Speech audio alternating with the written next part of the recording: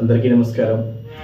ముఖ్యంగా ఈరోజు ఈ యొక్క వీడియో ముఖ్య ఉద్దేశం ఏంటి అంటే పెన్షన్లు, దివ్యాంగుల పెన్షన్లు ఏవైతే అనర్హులను గుర్తించి రద్దు చేస్తుందో, కాబట్టి దయచేసి ఎవరైతే అర్హులో వాళ్ళకి పెన్షన్లు రద్దు కాకుండా చూడమని నేను ప్రభుత్వ అధికారులను, సచివాలయ సిబ్బందిని కోరుతున్నాను.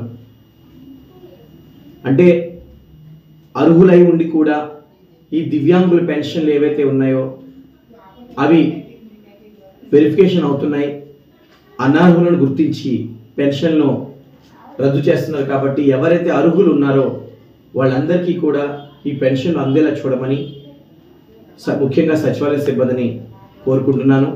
వెరిఫికేషన్ చేసేటప్పుడు దయచేసి అర్హులను గుర్తించవలసిందిగా ప్రాధాయపడుతున్నాను. నమస్కారం.